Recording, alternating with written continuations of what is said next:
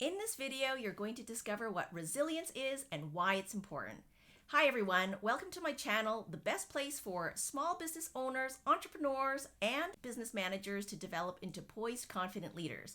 My name is Bernice Lee. I'm a coach and trainer who's taught over 3,000 business professionals coming from 23 countries. If you're new to this channel, click subscribe and the notification bell to know when I post new videos. All the links I mentioned can be found in the description box below. Let's dive right in. Personal resilience is defined as your ability to adapt to stress and adversity. Think of it this way. You're like this rubber band. And when you're not under stress, you're in your normal state.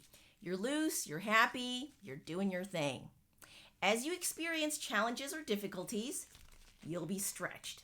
You might stretch a little, depending on the situation, or a lot. And when you're stretched because of stress and adversity, how well can you return to your original shape? That's resilience. It's your capacity to bounce back from a negative experience to your normal state of functioning mentally and emotionally. Resilience is not a trait or ability you either have or don't have. Everyone is resilient. We all have the ability to bounce back from difficult times. However, levels of resilience differ from person to person. It's kind of like the difference between these two rubber bands. This one is very light and thin. It takes very little energy or effort to stretch it out. In terms of personal resilience, this rubber band is like someone who gets easily stressed out when things don't go their way. The good news is that when I let go, the rubber band snaps back, which means the person will recover, although some people will recover faster or slower than others. It depends on the person. Well, what about this rubber band?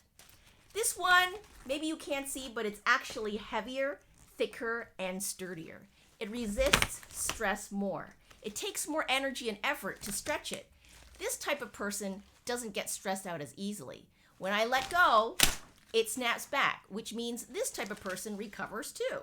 Similarly, some people who are highly resistant to stress might recover faster or slower than others. It depends on the individual. The second aspect of resilience is that everyone can improve their level of resilience. So look at these rubber bands.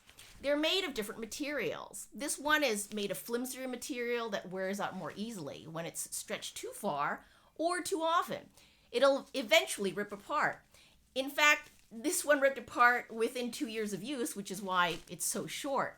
Whereas this one over here, it's very sturdy. I've had this for many years and it's still working really well. But I expect that the rubber will eventually dry up and the band will break at some point. Fortunately, my metaphor about rubber bands doesn't apply to your resilience. While these bands might wear out and break one day, you won't break because you can improve your level of resilience with practice. That's right. The more you practice, the more resilient you'll be. So how do you do that? Resilience is typically enhanced by systematically engaging in activities or techniques that help facilitate good physical and mental health.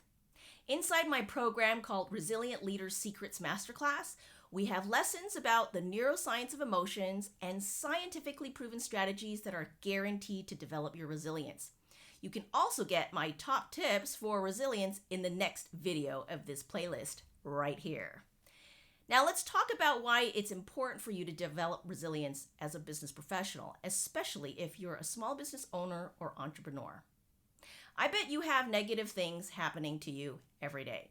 The world of work is fast-paced and many demands are placed on you. Here are some examples of what you might be experiencing on a daily basis. A difficult client calls you on the phone and gives you a hard time. That big prospect you thought would become your next cornerstone client suddenly changed his mind and backed out of the deal, leaving a huge gap in your revenue or projections. Your business partner unexpectedly disagrees with you about a major strategic issue. One of your key staff members tells you that they want a huge raise or they'll quit. A negative event in your day doesn't have to be catastrophic. It could also be small, like your coffee not being made just the way you like it. So let me ask you this. When you experience things like this, do you have a negative emotional response? Do you feel tired and drained of energy at the end of the day? Do you feel discouraged or frustrated? Do you feel irritated or angry? Do you feel worried or anxious? Do these negative events and emotions distract you from what you need to do? And how long do these emotions stay with you? Do they bother you for hours or maybe even days? My friends, it's normal to have negative emotions while running your business. It's normal to have ups and downs. The question is, how well are you bouncing back from challenges, setbacks, and failures so that those negative events don't prevent you from being productive? Resilience is what enables you to get back to being positive and productive, calm and creative, and focused on your work again. That's why it's vital for you to develop your resilience. Check out my next video where I share my top scientifically proven tips to do exactly that. Question of the day: what things at work make you feel down? Let me know in the comments section below. I'd love to hear from you. If you enjoyed this video, hit the thumbs up button to give me a like, smash that subscribe button, and hit the bell icon to be notified the next time I release new content. And leave your comments or questions below. Thanks for watching, and see you in the next video.